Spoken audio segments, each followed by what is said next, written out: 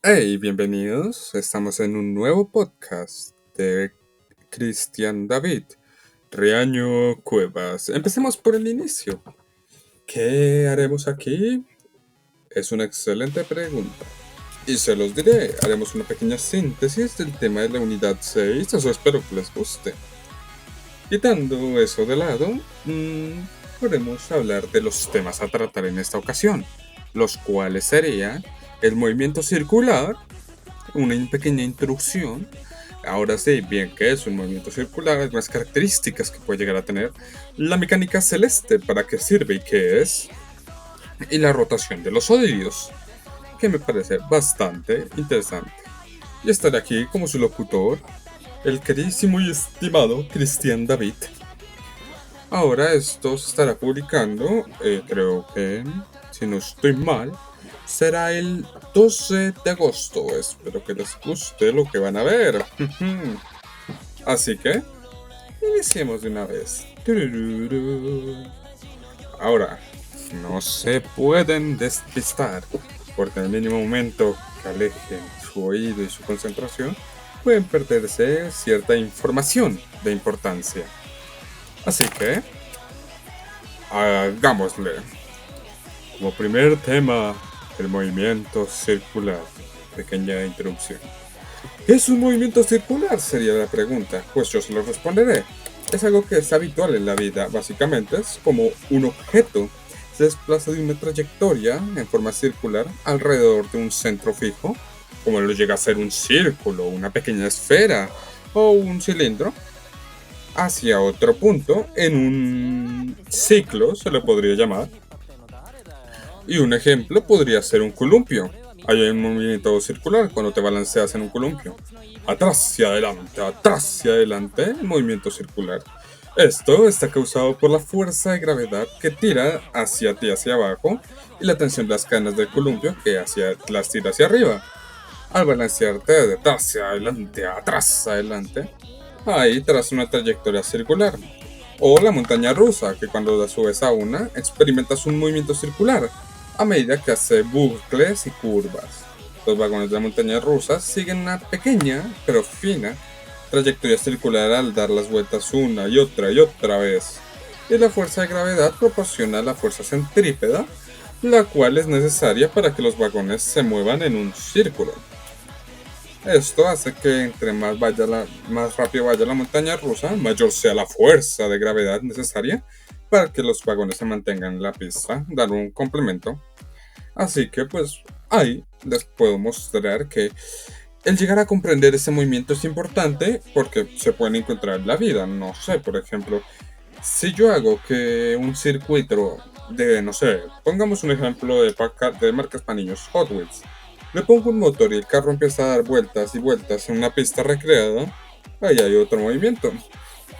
Así que es importante poder identificarlo, pero también es importante saber que se usan en varios campos, como llega a ser la física, la ingeniería e incluso en deportes como puede llegar a ser de gimnasia o patinaje artístico por la forma en que se establecen estos deportes. Así que podemos apreciar un mejor arte de la ciencia que hay detrás de estos fenómenos. Y pasemos al segundo tema. El movimiento circular.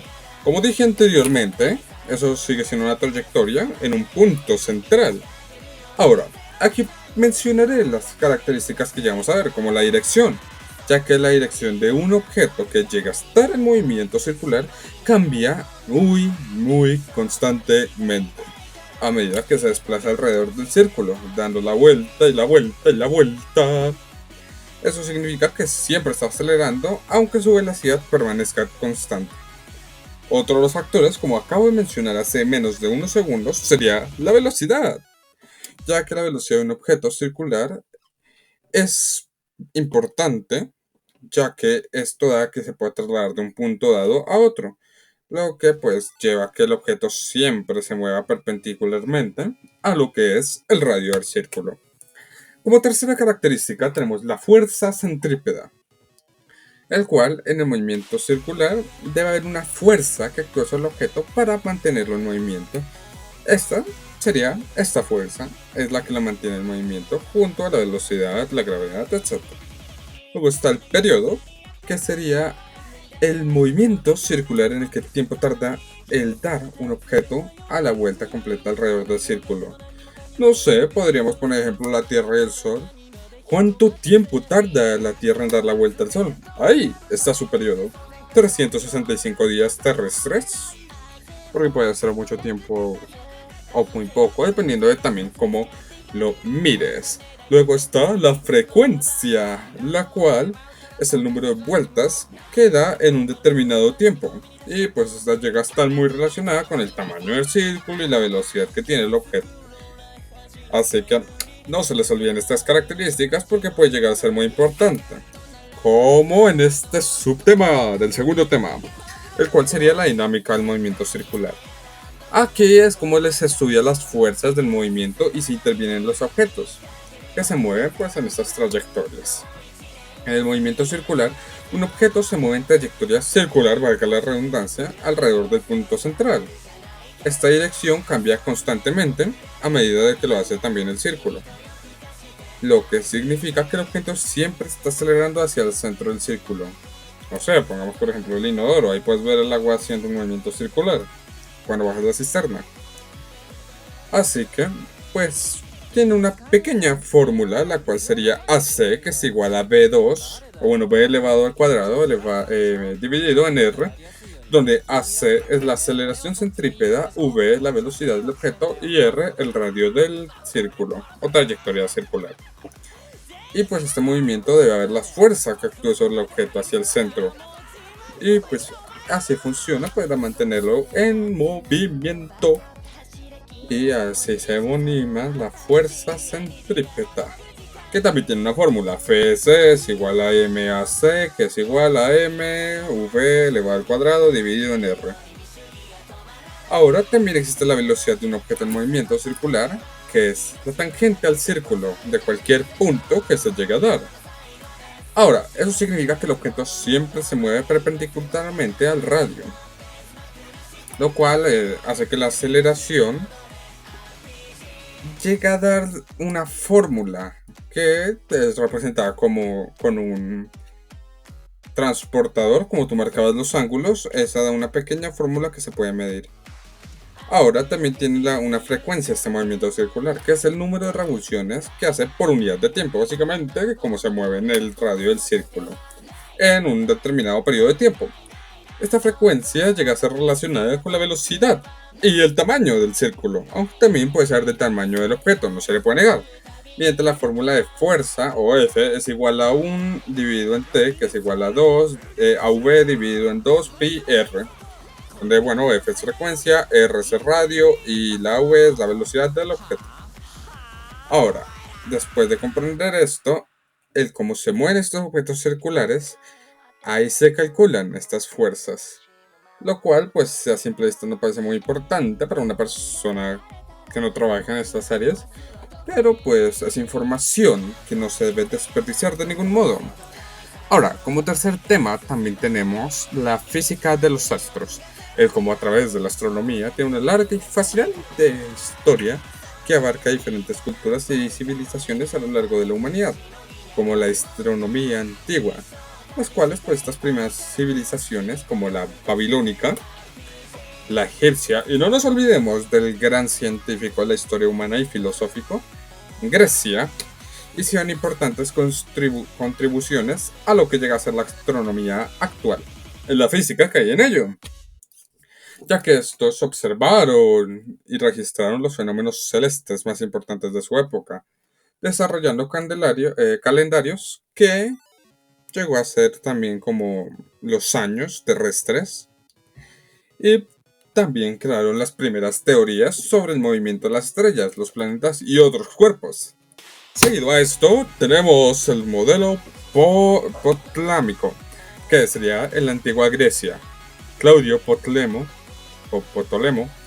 propuso un modelo geocéntrico, también conocido como el modelo ptolemaico, que pues sitúa al centro como el centro del universo. y propone que los cuerpos celestes que se mueven en las órbitas circulares a su alrededor. Básicamente, todo gira alrededor de la Tierra. Y ya, esa es la de Ptolemaico, no tiene más ciencia. Siguiendo con el siguiente, estaría la Revolución Copérnica, que esto sería en el siglo XVI, en donde Nicolás Copérnico, astronómico polaco, propuso el modelo heliocéntrico, que situaba al Sol como el centro del universo y que los planetas, incluida la Tierra entre estos, giraban y giraban y giraban alrededor de él. Esta idea lo puso en juicio el modelo tolemaico y supuso un importante cambio en la comprensión del cosmos. Luego tenemos las queridísimas y más estudiadas en unos minutos, leyes de Kepler, que como dije las vamos a estudiar en unos minutos, así que lo vamos a dejar ahí. Como que el astrónomo formuló 3 leyes de movimiento planetario que describen las órbitas elípticas de los planetas del Sol y proponen un marco matemático. Luego tenemos la observación de Galileo, que eso fue a finales del siglo XVI e inicios del XVII, donde el astrónomo italiano Galileo Galilei realizó observaciones pioneras utilizando el recién inventado telescopio, donde descubrió las fases de Venus, las lunas de Júpiter y las irregularidades que tenía la luna, lo cual pues aportó pruebas al modelo heliocéntrico y cuestionó algo que en la actualidad es muy continuo hacerlo, y es las creencias tradicionales. Luego siguieron las leyes del movimiento y la gravitación universal de Newton, que a finales del siglo XVII el científico Isaac Newton formó sus 3 leyes del movimiento y la ley de la gravitación universal. Estas leyes llegaron a promocionar un marco matemático donde pues se puede llegar a comprender el movimiento de los cuerpos celestes, incluido planetas, estrellas, cometas, lunas, etc. Luego seguiría la astronomía moderna, que serían los siglos XIX y XX, donde los avances tecnológicos como el telescopio, la espectroscopia y las ondas espaciales revolucionaron este campo de astronomía, y los científicos hicieron descubrimientos revolucionarios, como que esta no era nuestra única galaxia, existían muchas más de la Vía Láctea, lo cual expandió el conocimiento y comprensión del universo, lo cual trajo la radiación cósmica y el fondo de microondas, lo cual hizo un descubrimiento de exoplanetas entre muchos otros. Ahora, ya sabiendo esto, si uno se da cuenta, a lo largo de siglos y siglos y siglos, desde observaciones y teorías antiguas hasta ideas más modernas con revoluciones en este tema, ahí está la física teórica, y ahí implica nuestra pequeña y gran comprensión de campos al mismo tiempo. Pues sigue ampliándose y los científicos no dejan de limitar y limitar y limitar, que rompen y rompen estos límites, dando pues una pequeña aprendizaje continuo para desentrañar los misterios de este universo. Ahora, como dije antes, vamos a ver las leyes de Kepler. También la de la gravitación universal. Bueno, eso más adelante, pero veamos las de Kepler, que serían los 3 principios fundamentales que describen a los planetas alrededor del Sol, formuladas por Johannes Kepler, astrónomo alemán que a principios del siglo XVII desempeñó un papel crucial en el establecimiento del modelo heliocéntrico del sistema solar.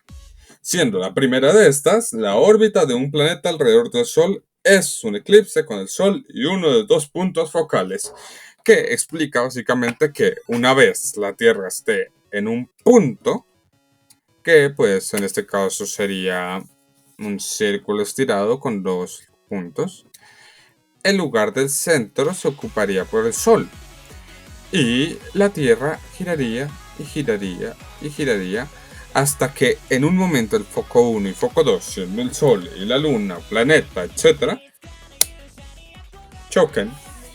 Y no choquen literalmente, sino choquen en la forma en que se ve, dando un eclipse. Lo cual, matemáticamente, un eclipse se recibe como un semieje mayor y su excentricidad. Pero bueno, la segunda sería donde un planeta se mueve de tal manera que la línea lo une con el Sol. Y y si el Sol barre áreas iguales en intervalos de tiempos iguales. Básicamente que la luz atraviesa en un lugar donde literalmente el mes siguiente va a atravesar el lado contrario de la luz, lo que implica que no están en el mismo lugar, sino que los planetas se mueven más deprisa, lo cual hace que estén más cerca del Sol y más despacio entre más lejos, lo cual mantiene un intervalo de tiempo iguales. Y la tercera y más difícil de explicar básicamente es que se relaciona con el periodo de revolución, el cual tarda un tiempo en tardar un planeta, y con el tamaño de su órbita, el cociente de los cuadrados de los periodos de los planetas es igual al cociente de los cubos de sus semejantes mayores. Básicamente que los planetas más alejados del Sol tardan más en completar la órbita que los más cercanos. Y tiene la fórmula matemática de t elevado al cuadrado dividido en a elevado al cubo es igual a constante, donde t es el periodo del planeta, a su semieje, y ahí sí ya se hace la operación. Y ahora la ley de gravitación universal. Bueno, básicamente esta ley formulada por Isaac Newton a finales del siglo XVII afirma que todos los objetos del universo atraen a todos los demás objetos con una fuerza que es directamente proporcional al producto de sus masas e inversamente proporcional al cuadrado de la distancia entre sus centros. Ya no entendió básicamente que el centro y la parte de afuera son igual en la fuerza. En términos sencillos, significa que objetos cualquiera con masa tirará uno de otro. Da igual el sentido, o sea, derecha, izquierda, derecha, arriba, abajo, adentro, afuera, da igual. Que matemáticamente se puede representar con F es igual a G, M1 por M2 dividido en R2, donde, bueno, R al cubo, R al cubo, el cuadrado, digo. Donde F es la fuerza gravitatoria entre los objetos, M son las masas, y R es la distancia entre los centros, y G es la constante gravitatoria, no tiene más que hacer.